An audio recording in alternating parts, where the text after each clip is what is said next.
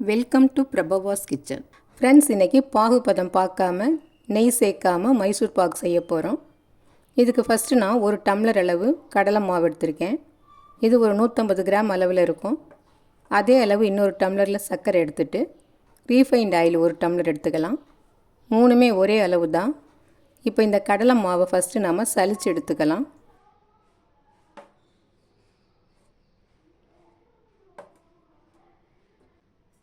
இப்போ சர்க்கரையை இந்த மாதிரி ஒரு பெரிய அடிகனமான பாத்திரத்தில் போட்டுட்டு 1/4 கப் அளவு தண்ணி சேர்த்து ஸ்டவ்வை பற்ற வச்சிடலாம்.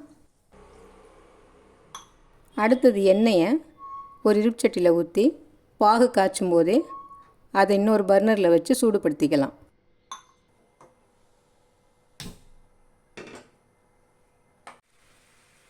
இந்த சர்க்கரை கரைஞ்சி கொதித்து வரட்டும். பாகு பதம்லாம் எதுவும் தேவையில்லை. அரை கம்பி பதம், ஒரு கம்பி பதம்லாம் தேவை கிடையாது. நல்லா கரைஞ்சி கொதித்து வரும்போது நம்ம கடலை மாவை சேர்த்துக்கலாம்.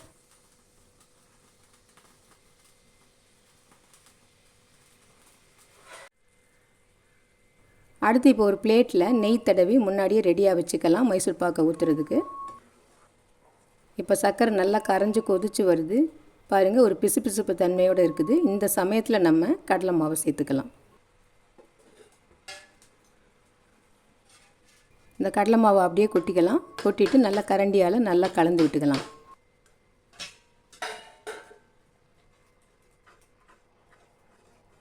கட்டி ஆகிடுன்னு பயப்பட வேண்டாம். நம்ம கரண்டியால் கலந்து விட கட்டியெல்லாம் கரைஞ்சிடும்.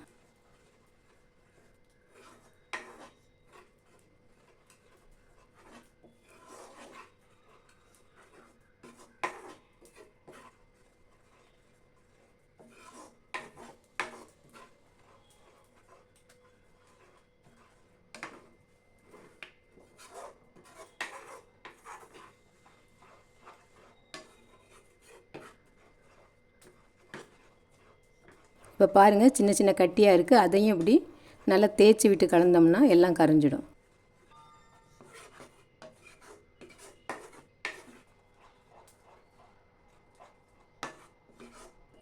இப்போ பாருங்கள், எல்லாம் கட்டியெல்லாம் இல்லாமல் நல்லா ஸ்மூத்தாக இருக்குது மாவு.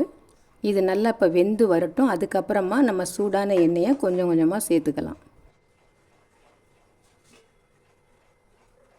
இப்போ கடலை மாவு நல்லா வெந்து வருது. இப்போ இந்த சமயத்தில் அடுப்பில் சூடாகிட்டுருக்கிற எண்ணெயை கொஞ்சம் கொஞ்சமாக கரண்டியில் மோந்து விட்டுக்கலாம்.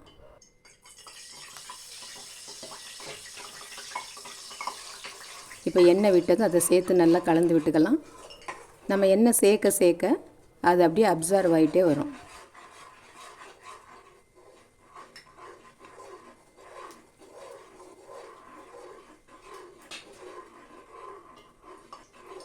இப்போ இன்னும் கொஞ்சம் சூடான எண்ணெயை ஊற்றி கலந்து விட்டுக்கலாம்.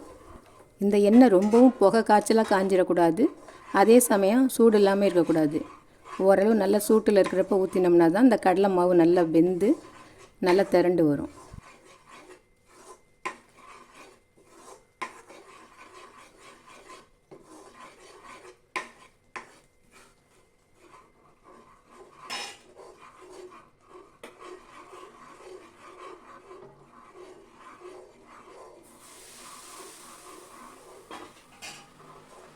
இப்போ விடாமல் கிளறி விடணும்.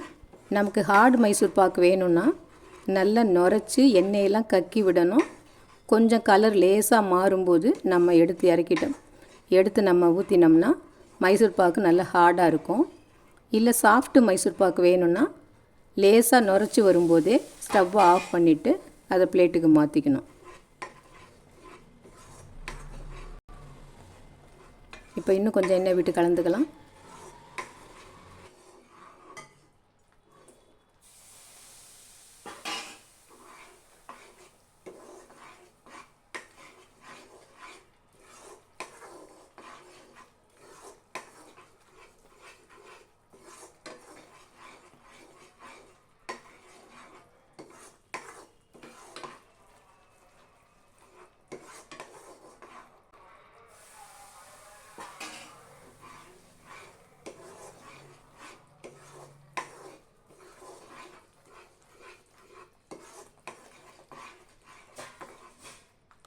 மைசூர் பாக்குனாலே இந்த மாதிரி தொடர்ந்து சூடான எண்ணெயோ நெய்யோ விட்டு கிளறிக்கிட்டே இருக்கணும். அப்போ தான் மைசூர் பாகு சரியாக வரும்.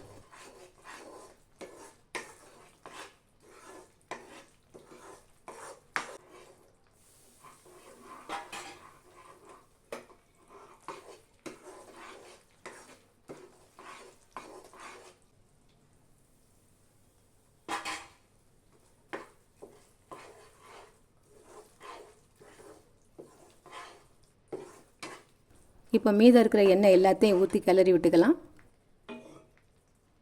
இப்போ பாருங்கள், லேசாக வெள்ளையாக பூக்க ஆரம்பிக்குது. இந்த சமயத்தில் நம்ம ஸ்டவ்வை ஆஃப் பண்ணிவிட்டு இதை ஊற்றினோம்னா மைசூர் பாக்கு ஆறினதுக்கப்புறம் நல்லா சாஃப்டாக நாக்கில் போட்டதுமே கரையிற மாதிரி இருக்கும். ஆனால் நான் கொஞ்சம் ஹார்டாக இருக்கிற மாதிரி எடுக்க போகிறேன். ரொம்பவும் ஹார்டாக இருக்காது, அதே சமயம் ரொம்ப நைஸாகவும் இல்லாமல் அந்த மாதிரி பக்குவம் தான் எனக்கு பிடிக்கும். இப்போ பாருங்கள், நல்லா பூத்து எண்ணெயும் கொஞ்சம் கக்க ஆரம்பிச்சிடுச்சு. இந்த சமயத்தில் ஸ்டவ்வை ஆஃப் பண்ணிவிட்டு பிளேட்டுக்கு மாற்றிக்கிறேன்.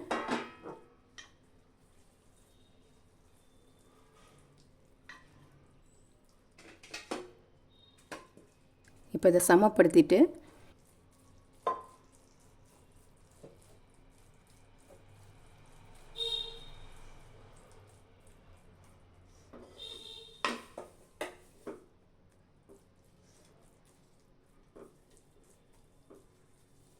இது கொஞ்சம் ஆறினதுக்கு அப்புறமா நம்ம கத்தியால் கீறி விட்டுக்கலாம்.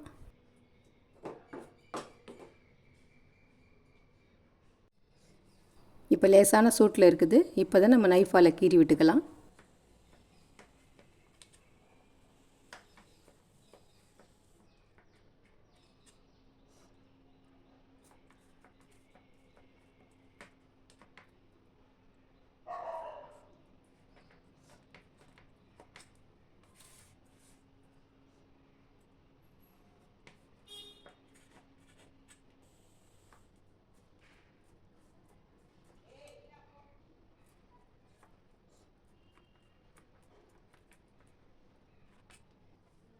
இப்போ மைசூர் பாக்கு நல்லா ஆறிடுச்சு. இப்போ பீஸெல்லாம் கட் பண்ணி எடுத்துடலாம். பாருங்கள், ஈஸியாக கட் பண்ண வருது. இது ரொம்ப ஹார்டாகவும் இல்லை, அதே சமயம் நைஸ் மைசூர் பாகாவும் இல்லை. இப்போ இதை எடுத்து பிளேட்டில் வச்சுக்கலாம். இப்போ பாருங்கள், பாகுப்பதம் பார்க்காம நெய் சேர்க்காமல் ரொம்ப சுலபமாக வாயில் போட்டதும் கரையிற மாதிரி மைசூர் பாகு ரெடி ஆகிடுச்சு. எந்த டென்ஷனுமே இல்லாமல் ஈஸியாக அது ரெடி பண்ணிடலாம். இந்த டிஷ்ஷு பிடிச்சிருந்ததுன்னா லைக் பண்ணுங்கள், ஷேர் பண்ணுங்கள், மறக்காமல் சப்ஸ்கிரைப் பண்ணுங்கள். நன்றி.